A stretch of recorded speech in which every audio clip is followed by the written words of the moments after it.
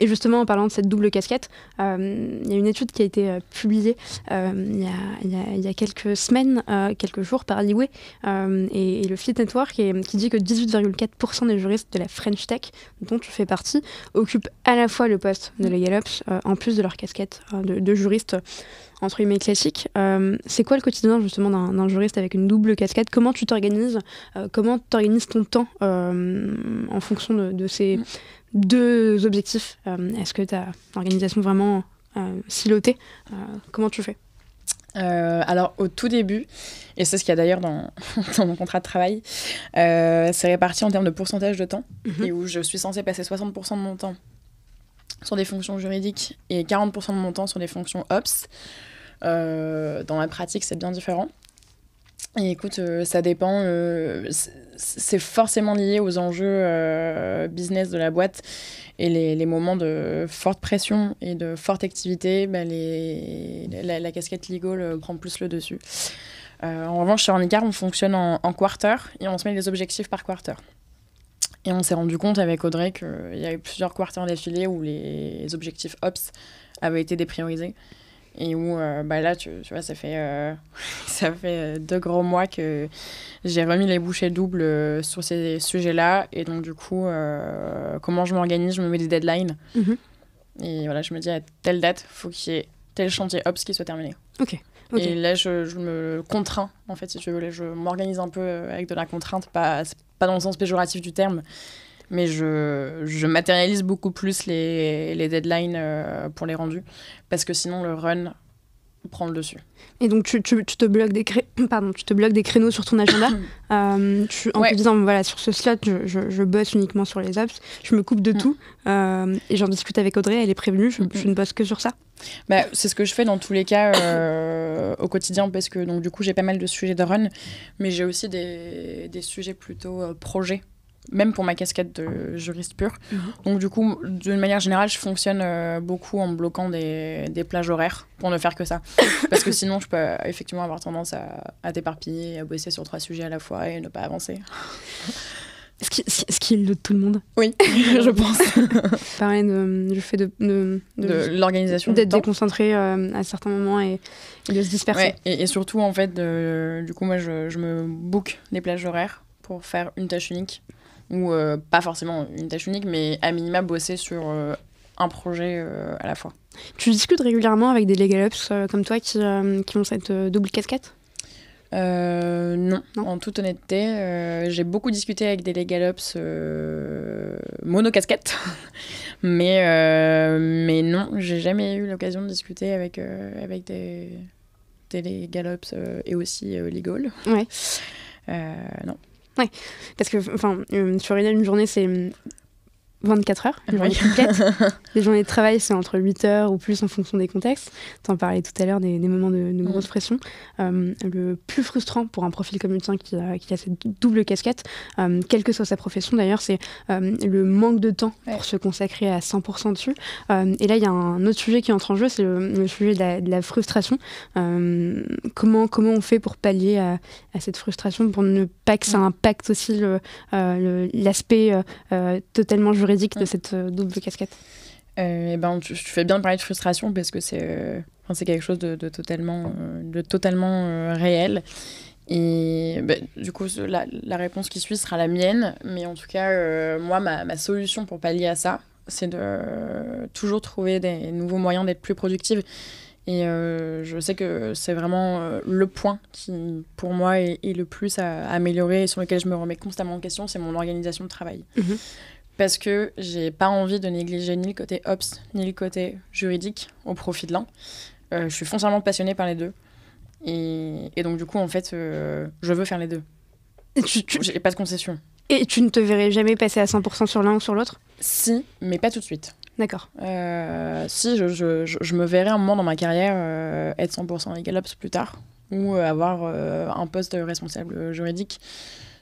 Sans souci, mais là actuellement je fais les deux et je pense que je continuerai dans tous les cas à faire les deux, donc du coup la solution à la frustration c'est de trouver la meilleure organisation possible. J'y suis pas encore parvenue, mais voilà, je pense que c'est un travail de fond que de trouver des nouvelles manières de t'organiser et d'améliorer ta productivité.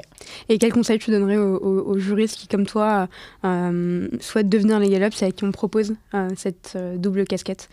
Je pense à un premier conseil justement qui est d'intégrer la répartition du temps de travail sur le contrat de travail. Donc ça je le note. Et je pense vraiment se faire, pendant les premiers temps d'une prise de poste, faire un audit assez complet de la situation par rapport au côté Legal Ops et faire une feuille de route assez détaillée sur l'année.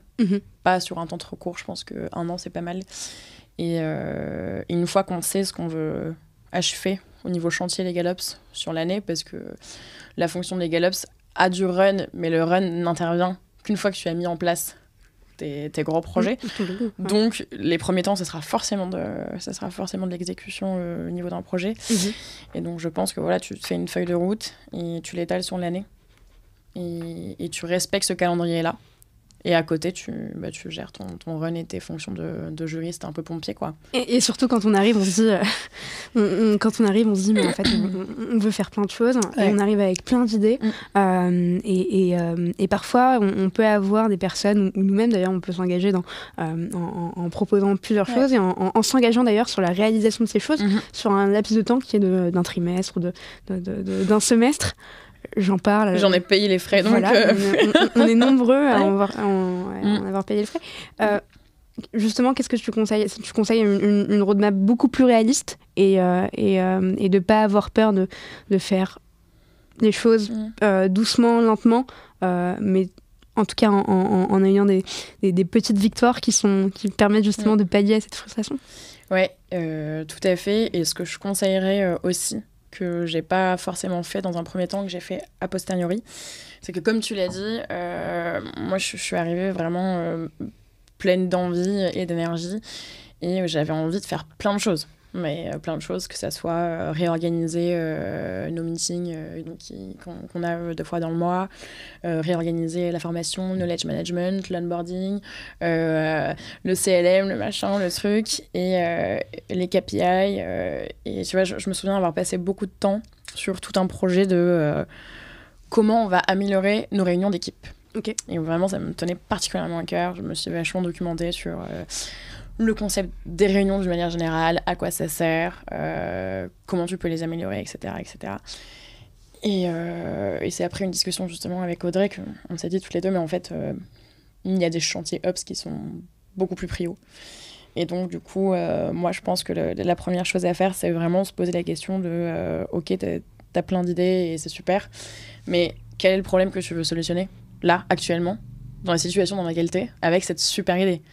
Et s'il y a pas de réel problème à solutionner, même si ton idée est fantastique, bah en fait, il va y avoir d'autres faiblesses qu'il va falloir solutionner d'abord. Et pour ça, donc, tu vas parler évidemment à Audrey, mais j'imagine à d'autres fonctions au sein de l'entreprise. Comment tu fais?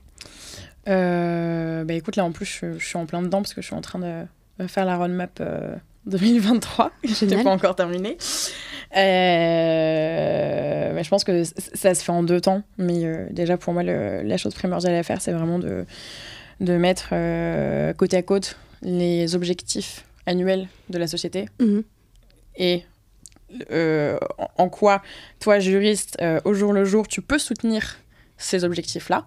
Et une fois que tu as défini ça, eh ben, tu vas trouver comment, via des chantiers Ops, tu peux améliorer ton soutien ou le soutien des autres juristes, si tu es 100% Legal Ops, à la réalisation des objectifs de l'entité globale. On parlait des frustrations de cette double casquette et de la solitude dans laquelle on peut être quand on exerce cette fonction. C'est hyper important de se faire accompagner aussi par les gens, les ops autour de soi dans les autres fonctions.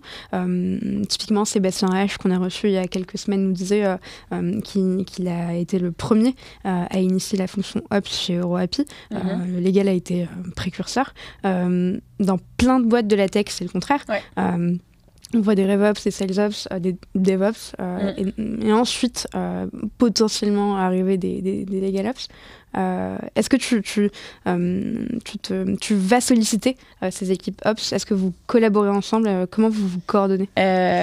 Oui, donc du coup, moi, je vais solliciter les Ops, notamment pour leurs compétences en Excel. On a un champion d'ailleurs de l'Excel chez Handicap qui d'ailleurs va même lancer des petites vagues de formation. Génial. Ouais, au sein même d'Handicap? Au sein même d'Handicap, donc c'est coordonné par l'équipe RH et formation.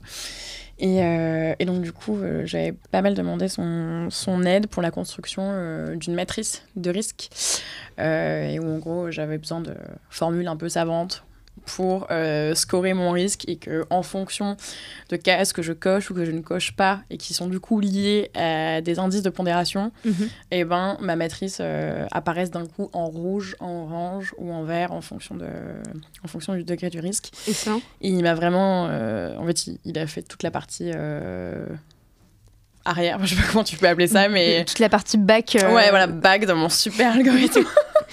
De mon tableau Excel et de ma matrice automatisée par rapport au risque de requalification.